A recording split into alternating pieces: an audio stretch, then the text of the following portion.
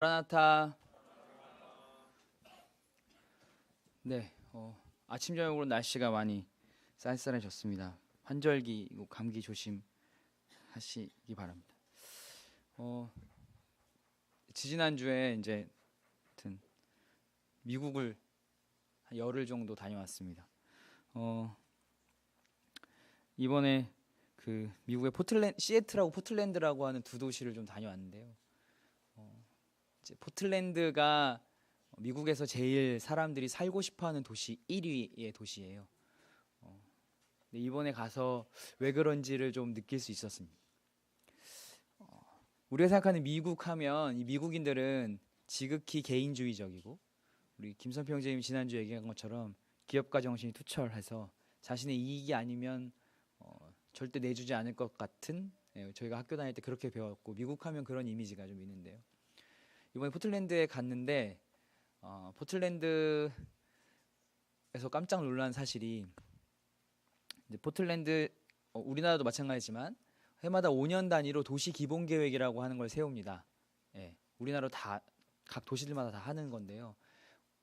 앞으로 5년 동안 향후 도시가 어떤 방향을 가지고 나아갈 거냐라고 하는 계획을 세우는 거가 이제 도시 기본 계획이라고 하는 건데, 법정 계획이에요. 그래서 그걸 세워놓으면 반드시 그 계획에 맞춰서 도시의 모든 것들을 다 해야 돼요. 그런데 그 도시 기본 계획 안에 우리나라는 인구를 몇 만으로 할까, 이게 가장 큰 지표예요. 그래서 전주시의 인구를 75만으로 목표 인구를 잡고 있습니다. 근데 지금 전주시 인구가 한 4만, 3만 이러거든요. 근데 앞으로 한 10년, 15년 지나도 절대 75만을 달성할 수가 없어요. 줄어들면 줄어들었지 늘어날 수는 없거든요. 그런데 그 계획상에 75만이라고 하는 인구가 되어 있기 때문에 전주시는 계속해서 새로운 땅을 뒤집어 엎어서 아파트를 올려야 돼요. 그리고 거기에 맞게 도로를 깔아야 돼요. 이제 전주시는 그렇거든요. 근데 이 포틀랜드라고 하는 곳에 있어서의 가장 그 도시기본 계획에 있어서 가장 큰 목표는 뭐였냐면 사회적 정의였어요. 이게 뭐냐면 도로를 하나 놓더라도 이 도로가 교통 약자에게 어떤 영향을 미치는지, 이 도로 주변에 살고 있는 저소득층의 주거 문제에 얼마나 영향을 주는지, 이 도로를 놓음으로 인해서 이 도로 주변에 있는 저소득층들이 만약에 월세가 올라서 다른 지역으로 이사 가야 한다고 하면 그 도로는 놓으면 안 된다예요. 이런 기준을 갖고 있는 거예요. 이걸 어떻게 만들었냐 그랬더니, 포틀랜드의 인구가 60만, 전주시 인구 정도 되거든요. 근데 전체 인구의 20%, 그러니까 12만 명이 이 계획을 세우는데 참여했대요. 그것도 다 자기 돈을 내고, 자기 돈을 내서 이 기본 계획을 세우는 위원회에 들어와서 12만 명이 의견들을 내고 그 의견을 모아낸 것이 그 기본 계획으로 만들어졌더라고요. 깜짝 놀랐어요. 아니, 우리는 어렸을 때부터 공동체, 뭐 공동의 선 이런 얘기 많이 학교에서 배우고 그렇게 해야 된다 배웠는데, 실제로의 삶은 그렇지 않은데, 미국은 우리가 아는 거는 개인주의가 아주 극명한 도시인데 이런 게 정말 뒤통수를 강력하게 얻어맞고 제가 돌아왔습니다. 그러면서 이제 교회 안에서 과연 저 하물며 예수님 믿지 않는 저 사람들도 공동의 목표, 공동의 선, 그들이 말하는 공동의 선을 추구하기 위해서 저렇게, 이제 우리말로 하면 희생이죠. 왜냐하면 여기에 도로가 안 놓여지면 자기 재산권이 침해되는 거잖아요. 근데 재산권을 희생하면서까지 그런 목표를 이루기 위해서 노력하는 모습들이거든요. 저를 좀 돌아보게 됐습니다. 아무튼 이런 에피소드가 있고요. 또 하나 재밌는 에피소드는 또 반대적인 면도 있어요. 제가 돌아오는 날 포틀랜드에서 시애틀로 이제 미국의 알래스카 항공이라는 걸 타고 왔는데, 저희가 좀 저렴한 걸 예약했어요. 그러니까 메인 시간, 그러니까 정시와 정시 사이에 좀 싼 거를 항공기를 예약을 했거든요, 제가. 그런데 50석인데 한 15명밖에 예약을 안 했더라고요. 그러니까 얘네들이 출발 15분 전에 아무 이유 없이 그냥 취소를 시키는 거예요, 비행기를. 그리고선 다시 와서 발권을 받아라 이래요. 그래서 당황스러워서 일단 뭐 저희가 이제 그걸 타고 시애틀로 와서 시애틀에서 한국으로 오는 그 바로 이제 트랜스퍼하는 거여서 시간이 충분했기 때문에 그냥 했어요. 그럼 바꾸면서 제가 이제 물어봤어요. 우리 큰 가방은 어떻게 되냐 그랬더니 너희들 옮겨 타는 항공기로 실어준대요. 알았다. 그리고 다 예상하시겠죠? 시애틀로 왔어요. 저희 짐이 안 나오는 거예요. 물어봤어요. 어떻게 된 거냐? 아직 포틀랜드에 있대요. 예. 그래놓고 아주 태연하게 그 짐이 당장 필요하냐? 아니다 그랬더니 그러면 한국에 가라. 알아서 보내주겠다. 이렇게. 예. 그래서 짐은 저보다 한 이틀 정도 늦게 왔어요. 예. 그런 거 보면 정말 이해할 수 없는 우리나라로 따지면 진짜 엄청난 클레임거리인데 예, 아무튼 그런 양면의 미국의 모습을 아무튼 보게 되었습니다. 예. 그리고 이제 사실 이제 주일날 제가 교회를 가려고 이제 한국에 있을 때 막 검색을 열심히 했었거든요. 근데 사실 마땅한 교회가 나오지가 않았어요. 그래서 어떻게 해야 되지 고민하고 있다가 결론은 제가 몸이 안 좋아서 못 가긴 했는데 이제 한국에 돌아오는 비행기 편에서 제가 검색을 하다가 이제 우리 모임을 포틀랜드 모임을 발견했어요. 그래서 제가 묵고 있던 숙소하고 차로 10분 거리에 있더라고요. 그래서 미리 좀 알았으면 갔었을 텐데 제가 한국 돌아오는 비행기 편에서 제가 검색하다가 발견해서 어쨌든 주일날 교회는 못 가고 그랬습니다. 네, 하여튼 가벼운 얘기 좀 드렸고요. 오늘은 12번째 시간입니다. 디모데를 2번 했기 때문에 12번째 시간 아시아 지역의 장로들에 대한 베드로의 가르침이라고 하는 베드로전서 5장을 중심으로 함께 좀 이야기를 나누어 보고자 합니다. 먼저 이 베드로전서의 큰 배경은 이렇습니다. 글씨가 보이시나요? 자영우 씨, 예. 북서아시아 지역에 있는 5개의 교회에 베드로가 보낸 편지가 핵심입니다. 본도, 가라디아, 갑바도기아, 아시아, 비두니아 이 5교회에 베드로가 보낸 서신이고요. AD 63년에서 64년 정도에 보냈습니다. 그리고 특별히 5장 1절부터 오늘 교제할 5장 5절까지는 이 성경을 연구하는 학자들이 장로들에 대한 고별 인사라고 이야기합니다. 이 이유는 이 뒤에 나오겠지만 당시 교회가 처한 각박한 상황들 그리고 이제 베드로가 곧 이 편지를 보내고 난 이후에 바로 순교를 하게 됩니다. 그래서 그렇게 되어져가는 상황들을 보고 베드로가 마지막으로 이 교회 장로들에게 보냈던 편지입니다. 이 5 지역 교회에 베드로가 장로라고 하는 표현을 직접적으로 써서 오늘 읽어볼 본문에 보면 장로라는 직접적인 표현을 써서 보냈다라는 하는 사실은 당시에 우리가 계속해서 검증해오는 이 당시 초대교회 시대의 아시아 각 지역들 이스라엘을 제외한 다른 지역들의 장로라고 하는 표현이 정말로 사용됐는지 장로라고 하는 직분이 실제로 사용되고 있었는지라고 하는 것들을 거듭해서 확인해 주는 것 중에 하나입니다.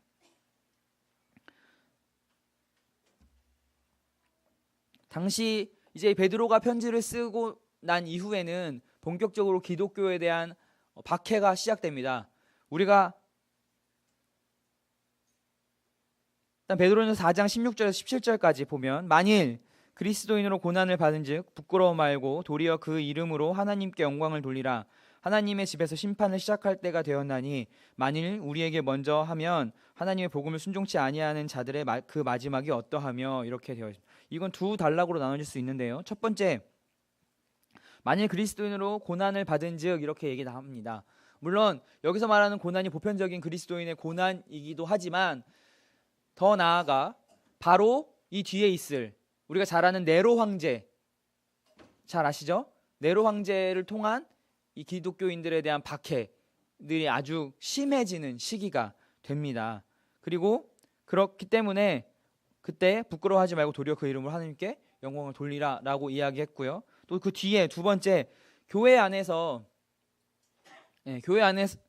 하나님 집에서 심판 시작할 때 되었나니 심판의 때가 곧 다가오는데 교회 안에서 먼저 그 일들이 벌어지고 그 역할들 가장 먼저 심판을 받을 대상 장로들이 교회 안에 성도들을 보호하고 하는 임무들을 잘 했는지 이런 것들에 대해서 이제 시작될 거다라고 하는 이야기를 베드로가 하는 것입니다. 그때 그래서 장로들 어떻게 해야 하는지 얼마나 더 성도들을 잘 보호하고 이 뒤에 나오는 양의 무리에 대해를 얼마나 잘 보호하고 인도하고 양육해야 하는지를 이야기해주고 있습니다. 여기 보시면 우리 잘 아는 대로 큰 원형 경기장에 믿는 사람들을 풀어놓고 사자를 풀어놓기도 했고요. 그래서 사자들이 죽기도 했고요. 또 네로가 정치를 잘 했을까요? 잘 못했습니다.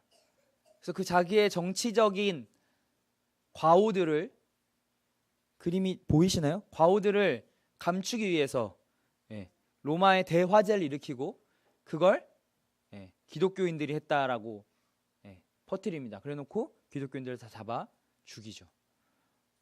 그래서 이때 이제 이 이후로부터 초대교회의 환란들이 시작되고, 카타콤이라고 하는 거 들어보셨죠? 지하 동굴을 파서 들어가서 믿는 사람들이 그곳에서 생활하고 먹고 저거하는 활동들을 하는 초대교회의 그런 역사들이 진행됩니다. 그러면서 그런 상황 속에, 그런 이제 상황이 예견되고 있는 상황 속에서 베드로가 이 북서아시아 지역에 있는 이 지역교회 장로들에게 마지막으로 인사와 부탁을 하는 내용인데요. 먼저 베드로는 이 지역교회 장로들에게 자기에 대한 3가지 소개를 합니다. 첫 번째는 함께 장로된 자입니다.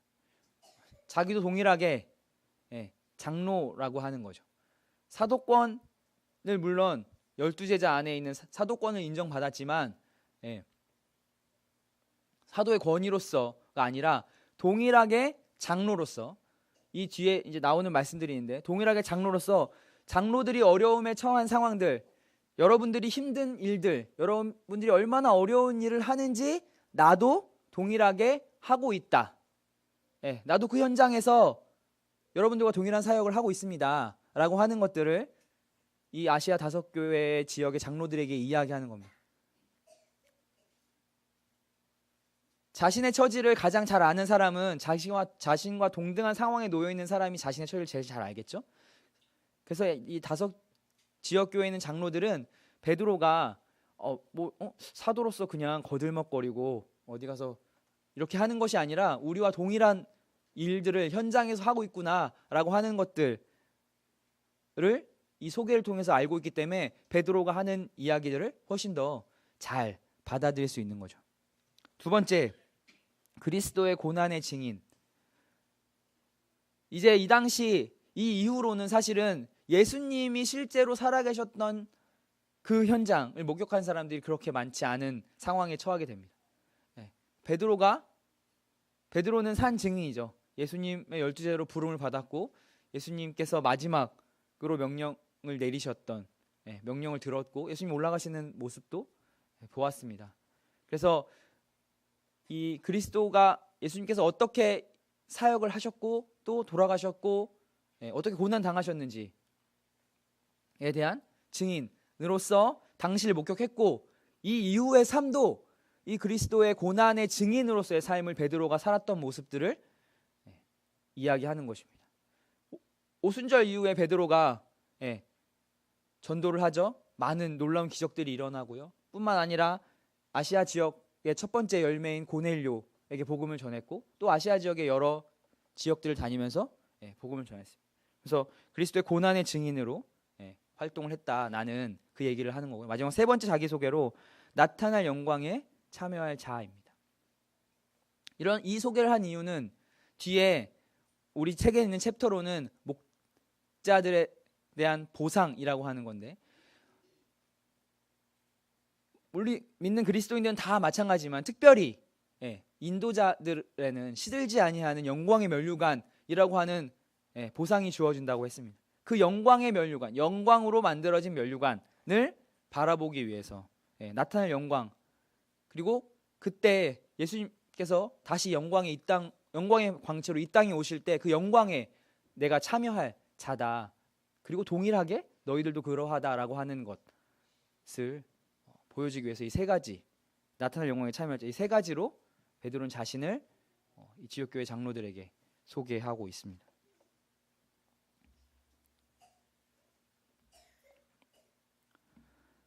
두 번째, 이제 이야기인데요.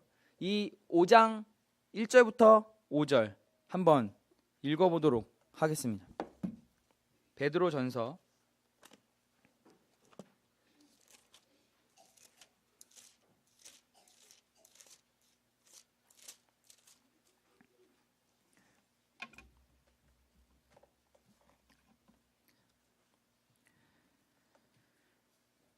5장 1절부터 5절 같이 한번 읽어보겠습니다. 자, 시작. 그리스도의 고난의 증인이요 나타날 영광에 참여할 자니라. 너희 중에 있는 하나님의 양 무리를 치되 억지로 하지 말고 하나님의 뜻을 따라 자원함으로 하며 더러운 이득을 위하여 하지 말고 맡은 자들에게 주장하는 자세를 하지 말고 양 무리의 본이 되라. 그리하면 목자장이 나타나실 때 시들지 아니하는 영광의 관을 얻으리라. 젊은 자들아 이와 같이 장로들에게 순종하고 다 서로 겸손을 동이라. 하나님은 교만한 자를 대적하시되 겸손한 자들에게는 은혜를 주시느니라. 네. 좀 전에 1절을 좀 보았고요. 2절인데 베드로가 장로들에게 가장 먼저 한 부탁은 너희 중에 있는 하나님의 양 무리를 치라라고 하는 것입니다. 찰리 그랜필드가 이런 얘기했다고 합니다. 성경에서 말하고 있는 것처럼 목자의 첫 번째 임무는 잃은 자를 찾고 흩어진 자를 모으며 일이나 도둑들로부터 양들을 보호하며 그들을 먹이고 인도하는 것이다. 인도자들에게 첫 번째 임무는 바로 양을 치는 겁니다. 양을 돌아보는 것입니다. 양의 무리를 감독하는 것입니다. 베드로가 이렇게 이야기한 이유가 있었습니다. 요한복음 21장 15절에서 17절까지를 보면 우리가 다 잘 아는 내용이죠.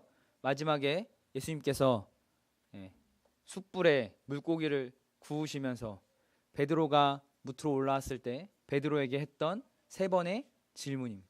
내가 나를 사랑하느냐? 첫 번째, 다른 사람들보다 나를 사랑하느냐 물으셨고요. 내가 나를 사랑하느냐? 나를 사랑하느냐? 이렇게 3번 물으셨습니다.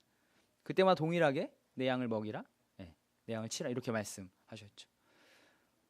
베드로의 인생에 있어서 이 사건은 엄청난 사건이었습니다. 왜 그런가요? 베드로가 예수님이 못 박히시기 전에 예수님을 3번 부인했죠. 그 3번 부인했던 사건을 베드로는 심적으로 상당히 괴로워했을 거고 또 자신이 어떻게 해야 되는지 모르고 있었을 겁니다. 그러기에 제자들과 나가서 물고기를 잡고 있었죠. 그런 베드로를 다시 회복시켜서 하나님께서 베드로를 사용하시고자 하는 그런 베드로로 만들었던 바로 그 사건이 요한복음 21장에 나오는 바로 이 사건이었습니다. 이 사건을 통해서 베드로는 회복되었고 하나님의 양을 돌아보고 치는 것이 자신의 사명임을, 그러기에 자신이 최선을 다해야 하는 것임을 깨달았습니다. 그리고 그 역할들을 예수님이 승천하신 이후에 해왔던 것이죠. 그래서 사도들에게 했던 첫 번째 부탁이 바로 하나님의 어린 양을 치라라고 하는 부탁이었습니다.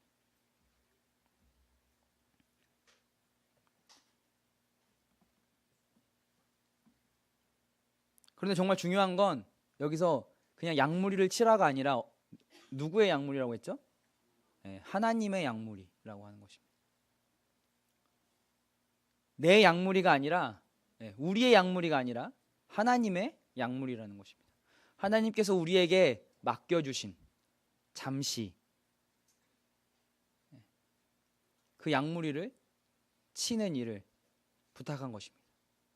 그래서 인도자는 그래서 더 어려운 거예요. 그냥 내 걸 잃어버리면 그냥 내가 손해보고 말지 뭐 이렇게 생각할 수 있죠. 하지만 양 하나를 잃으면 누구의 양을 잃어버린 거예요? 하나님의 양을 잃은 겁니다. 저 이 말씀을, 이 포인트를 말씀을 보면서 이게 정말 인도자들의 책임감이라고 하는 것이 예, 그 짓눌리는 중압감? 예. 사실 주일학교 교사로서 잘 나오던 친구 하나가 안 나오면 예, 교사들은 다 내 책임 같고 내가 잘못한 것 같고 이런 생각합니다. 예. 근데 그 어린 친구들을 하나님이 내게 맡겨주신 약물이라고는 잘 생각 못해요, 사실. 예, 못하거든요. 근데 인도자들에게는 하나님의 약물이라고 하는 명확한 이 말씀의 구절이 있고 실제로 그러한데 정말 예, 그 약물을 지키고 돌아보고 인도하는 것이 얼마나 어려운 일인지 다시 한번 좀 생각해 보게 됩니다. 이 하나님의 교회, 약물이에 대한 다양한 은유의 표현들이 있습니다. 우리는 하나님의 성전이고 그리스도의 몸이고 진리의 기둥과 터라고 하는 다양한 은유들이 나오는데요. 이런 은유들은 각각의 역할들을 하기도 하고요. 또 하나로 뭉쳐져서 온전한 뜻을 이루기도 합니다. 이것은 하나님의 약물이라고 여기서 말하는 하나님의 약물이라고 하는 것은 그분의 핏값을 주고 사신 예, 그래서 진정한 소유자가 하나님임을 다시금 깨닫게 하는 것입니다. 그렇기 때문에 내 약물이라고 하면 자기 마음대로 하겠죠. 하지만 하나님의 약물이기 때문에 자기 마음대로 할 수 없습니다. 그런데 많은 기독교계의 많은 인도자들은 사실 이 약물이에 대해서 오해합니다. 마치 자기 약물이인 것처럼, 네, 자기 양인 것처럼, 자기가 갖고 자기 마음대로 해도 되는 것처럼 움직입니다. 우리 모임 안에서는 저는 보지 못했습니다. 하지만 지금 많이 들려오는 뉴스들, 예, 그렇죠.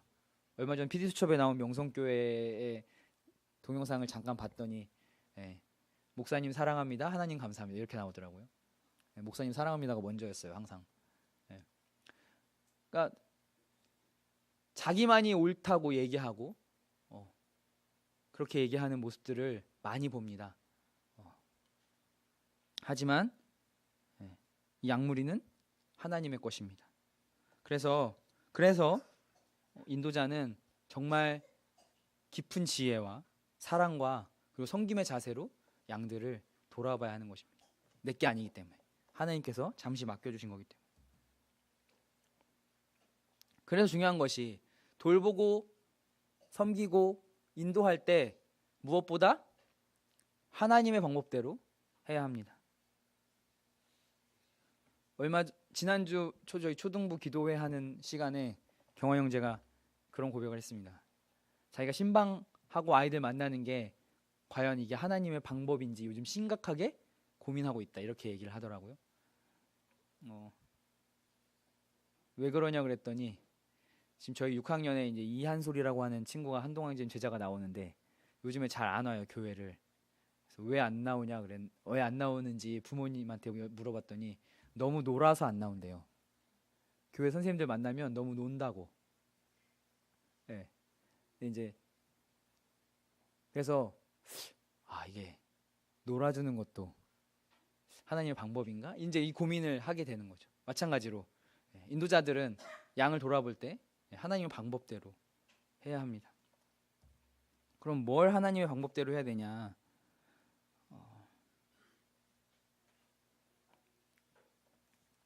사도행전 20장 28절을 보면 찾지 마세요. 여러분은 자기를 위하여 또는 온 양떼를 위하여 삼가라. 성령이 그들 가운데 여러분을 감독자로 삼고 하나님이 자기 피로 사신 교회를 보살피게 하셨느니라.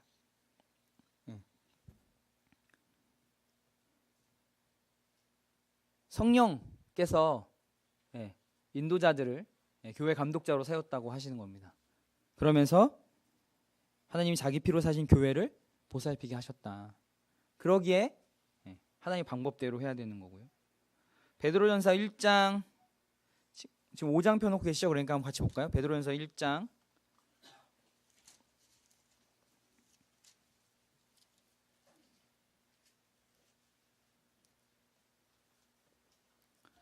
15절 16절입니다. 오직 너희를 부르신 거룩한 이처럼 너희도 모든 행실에 거룩한 자가 되라.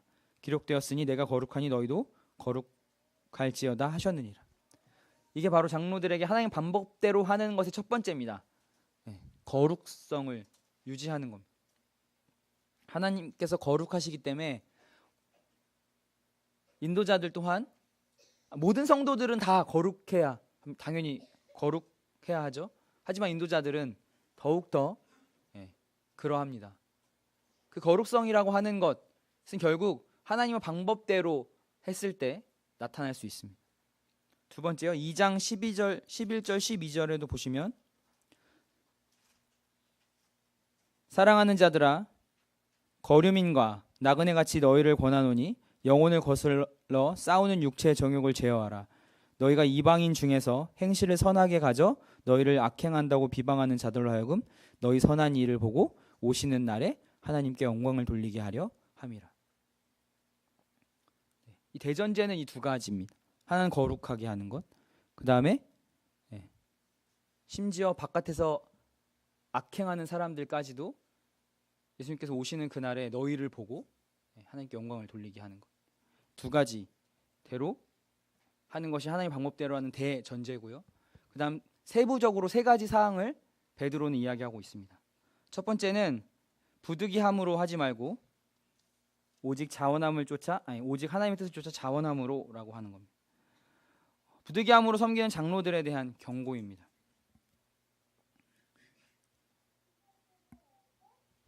교회에서 일들을 맡으실 때 자원함으로 하시나요? 소그룹 리더를 하시는 우리 형제 자매님들, 무슨 일 해야 한다 할 때 자원함으로 하시나요? 사실 자원함을 하는 거 쉽지 않습니다. 자, 이제 무슨 일을 해야 된다고 딱 떨어지면 한번 주변 여러 사람이 모였으면, 사람들 특성이 다 그래요. 여러 사람이 모였으면 자, 이거 어떤 일 해야 돼요? 그러면 서로 이렇게 한번 싹 둘러보죠. 그러면서 머릿속에 나 빼고 할 만한 사람 누군가 돌아보게 됩니다. 그리고 그렇게 하다가 아무도 얘기하지 않으면 누가 하면 좋을까요? 이렇게 얘기하죠. 그러다 결국은 성질 급한 사람이 하거나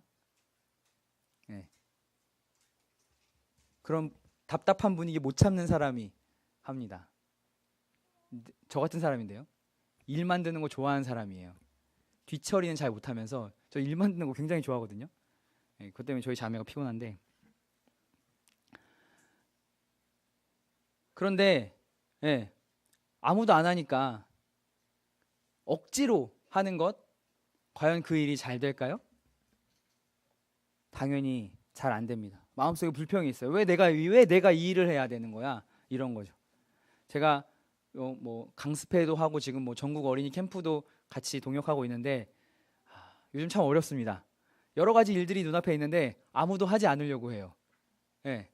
그래서 섭외 전화할 때마다 정말 차라리 내가 하고 말지 이런 생각이 들어요. 절대 자원함이 아니고요. 차라리 내가 하고 이런 생각이 막 들어요. 근데 하물며 이 교회의 소소한 일들 또한 이런데 장로 인도자들의 일들을 부득이함으로 한다? 일단 첫 번째, 절대 할 수 없는 일이라고 저는 생각합니다.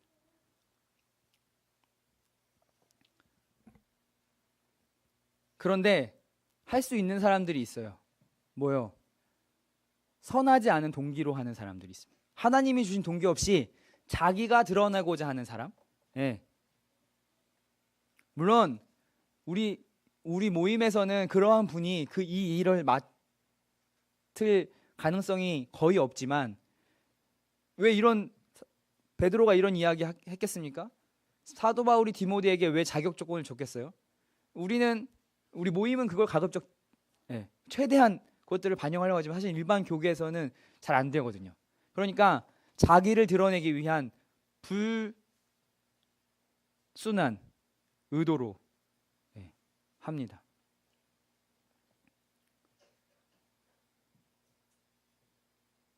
그래서 그러한 일은 당연히 잘 될 수가 없습니다. 그러한 사람들이 인도자를 맡으면 어떻게 돼요?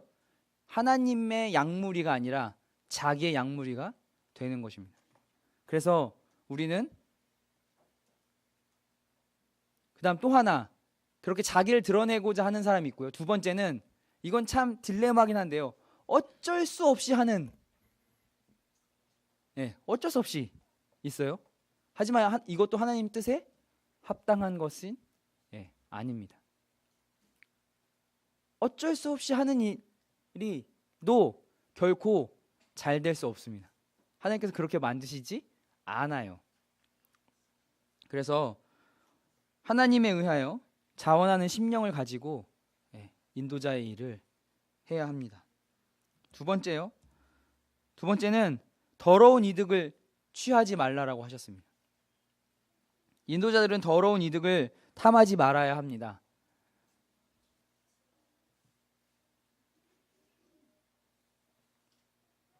뭐 이렇게 성도 수가 작고 작은 교회에서 더러운 이득을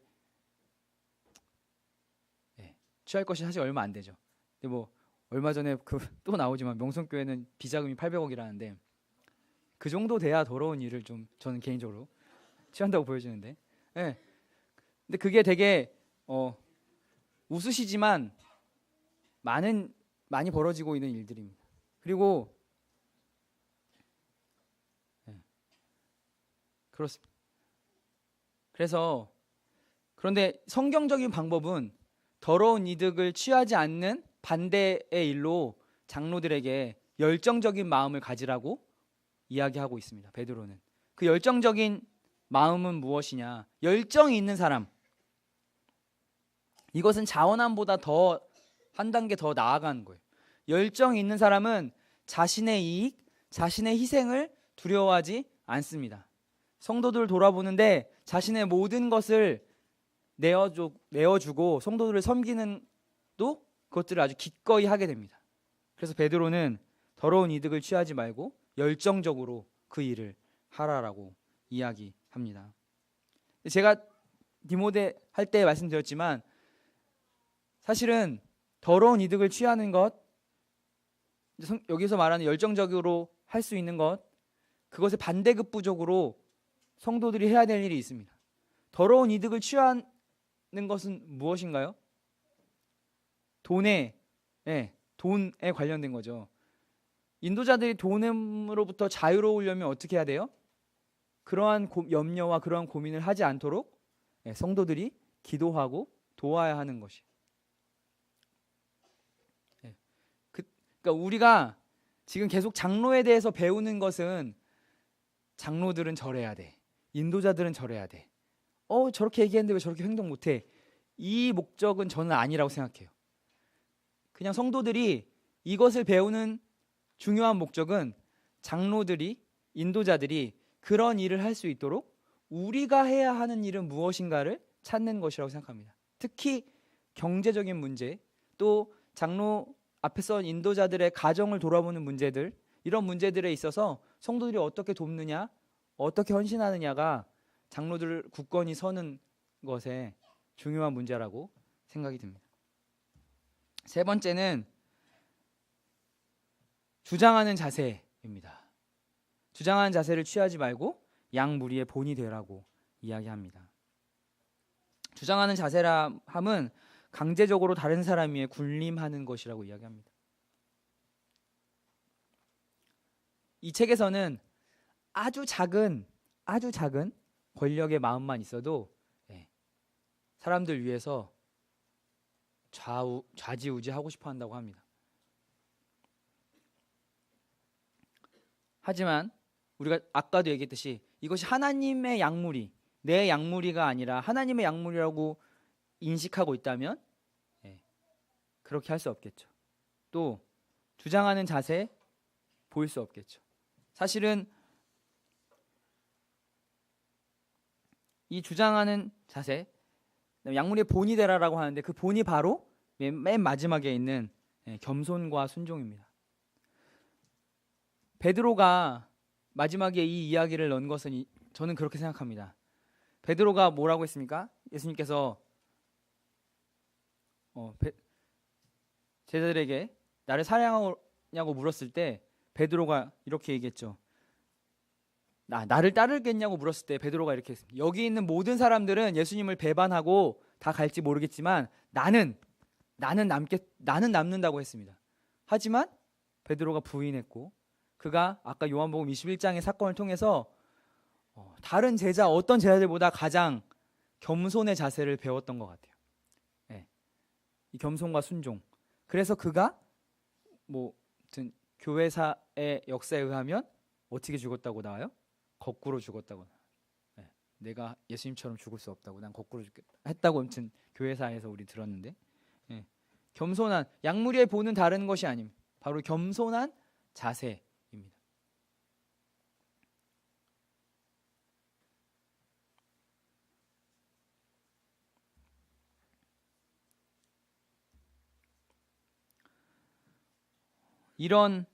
이렇게 어려운 힘든 고난과 역경의 과정을 밟고 있는 인도자들에게 위로의 말씀입니다. 베드로서 5장 4절에 그리하면 목자장이 나타나실 때 시들지 아니하는 영광의 간을 얻으리라. 여기서 말하는 이 목자장은 히브리서 13장 20절의 표현에 의하면 큰 목자, 또 요한복음 10장에 의하면 선한 목자, 우리 예수님이십니다. 예수님께서 다시 오실 때 목자의 장이잖아요. 인도자들이 하나님의 양의 무리를 돌보는 목자의 역할들을 하고 있다면 그 우두머리는 바로 예수님, 목자 장이신 예수님이 됩니다. 그래서 그 권위 아래 인도자들이 있는 것입니다. 그렇기 때문에 우리가 인도자들에게 동일한 권위를 인정하는 것이고요. 반대로 목자들은 예수님의 권위를 넘어서서 자신의 방법대로 할 수 없고 하나님의 방법대로 양의 무리를 돌볼 수밖에 없는 것입니다. 이 영광에 시들지 아니하는 영광의 관 상상이 되세요?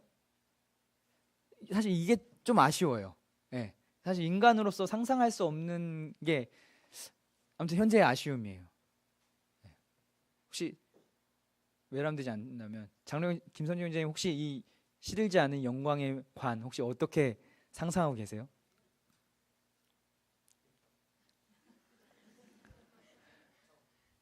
그러니까 이제 이 책에 나오지만 이 보석 지금 우리 이 땅에 있는 보석으로는 비교할 수 없는 그 영광으로 되어진 면류관이죠.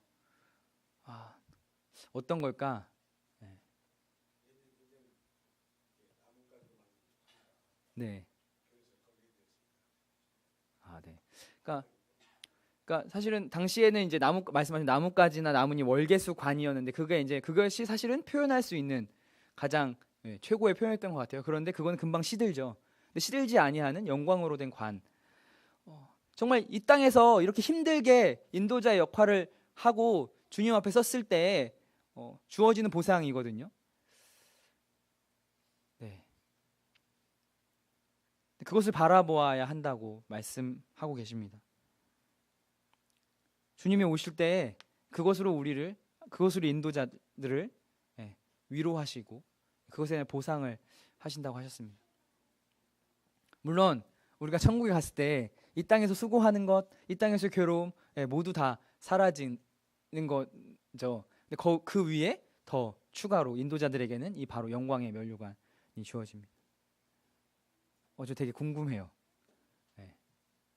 그러려면 장로를 사모해야 되는데 그건 잘 모르겠습니다. 어쨌든 하나님 오실 때 장로들에게는 인도자들에게는 이 영광의 관을 주신다고 하셨습니다. 마지막으로 베드로가 5장 5절에 젊은 자들아 이와 같이 장로들에게 순종하고 라고 이야기하고 있습니다. 왜 이 이야기를 했을까요?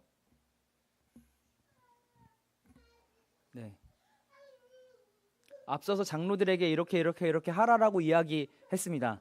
그러면 사람들의 심리가 장로들이 이렇게 안 하면 그렇게 하게 되겠죠. 보게 되겠죠. 특히나 교회 안에서 앞선 인도자들과 잘 부딪히는 게 바로 여기서 말하는 젊은 자들이에요. 왜요? 젊은 자들은 혈기가 있어요. 예, 뭔가 진취적으로 하고 싶은 열의와 열정이 있습니다. 긍정적으로. 그런데 그것이 잘못 컨트롤되면 네, 부딪히게 되죠.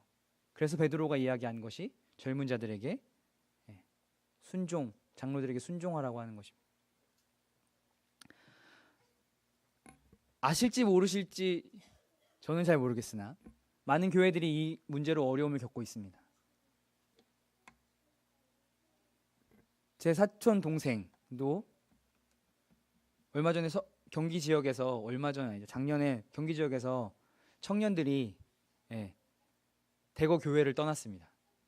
그리고 자기들끼리 따로 나가서 모여요. 근데 저희 사촌 동생도 거기에 같이 나갔어요. 만나서 이야기를 해보면 끊임없는 비판을 해야 됩니다. 이런 거 안 되고 이런 거 안 좋고 이런 거 안 좋다고.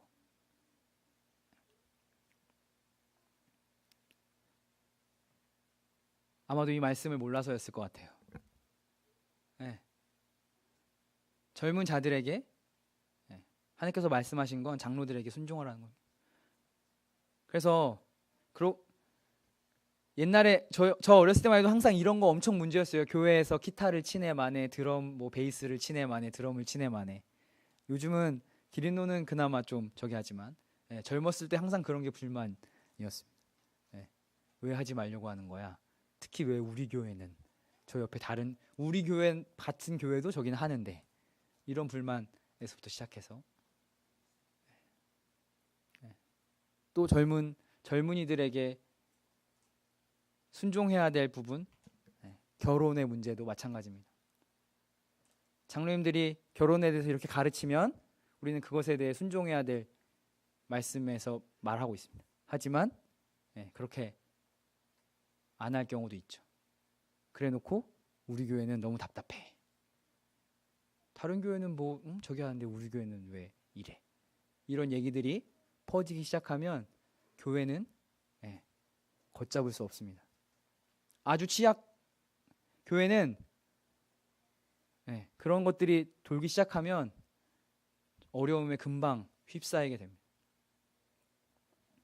그래서 특히 우리 젊은 청년 형제 자매님들에게 무엇보다도 해야 될 것은 순종입니다. 장로 형제님들이, 앞선 인도자 형제님들이 여기서 말씀에서 말한 것과 다르게 행동하실 수 있어요. 당연히 있죠. 그러면 왜 저렇게 이렇게 할 것이 아니라 우린 기도해야 합니다. 그리고 다시 이렇게 하실 수 있도록 우리가 도울 수 있도록 도와야 되고요. 그 말씀에 순종해야 하는 것이지 거기에 토를 달고 문제를 제기하고 하는 것이 아니라고 하는 사실을 베드로는 분명하게 말씀을 통해서 하나님께서 이야기하고 계십니다. 그래서 젊은이들을 교회의 장로로 훈련시키는데 가장 좋은 방법은 순복하게 하는 것입니다. 그리고 모든 사람이 이런 갈등들이 얼마든지 교회 안에 일어날 수 있어요. 그렇죠. 우리는 그것 디모데에서도 얘기했지만, 디도서에도 얘기했지만 그런 갈등이 일어날 수 있어요. 그럴 때 너가 잘났네 너가 잘났네가 아니라 서로 피차 겸손의 옷을 입고 연합과 평강이 나타나게 해야 되는 게 우리의 책임과 우리의 역할입니다. 이것은 장로들에게만, 인도자들에게만 주어진 것이 아니라 성도들도 동일하게 해야 되는 것입니다. 겸손으로 옷 입고 연합과 평강이 나타나게 해야 한다. 짧은 베드로의 북서 아시아 지역에 있는 장로들에게 대한 편지였지만 이것이 오늘날에도 동일하게 적용이 됩니다. 감사드릴 것은 우리가 모임에서, 저는 이제 모임에서 나고 자라고 배웠는데 이 말씀이 잘 적용되고 있는 모임에 있다는 사실이 참 감사가 됩니다. 제 주변에 이제 제 사회 바깥의 친구들은 대부분 다 교회를 다녀요. 그래서 목사님도 많고 도사님들도 많고 그래요. 그래서 얘기해 보면 아 정말 네, 가관이에요. 그런데 너는 왜 거기 있냐? 그러면 아이고 내가 여기 나오면 뭐 먹고 사냐 이런 얘기해요. 참 그러면 넌 구원 받았냐? 제가 이렇게 묻거든요. 네 그런 주변 환경인데 저희가 이렇게 말씀에 엎드리는 또 말씀대로 하고자 하는 이렇게 모임에 있다는 것이 얼마나 감사한 일인지 이 말씀들을 보면서 깨닫게 됩니다. 이제 이 성경에서 말하는 인도자 몇 장 남지 않았습니다. 하여튼 마지막까지 우리가 잘 배워서 말씀에 합당한 장로들이 또 인도자들이 세워지는 것 더하기 우리 성도들이 어떻게 서로 여기 말한 대로 겸손의 옷을 입고 교회 안에 연합과 평강의 모습이 나타나게 해야 할지 함께 기도하고 함께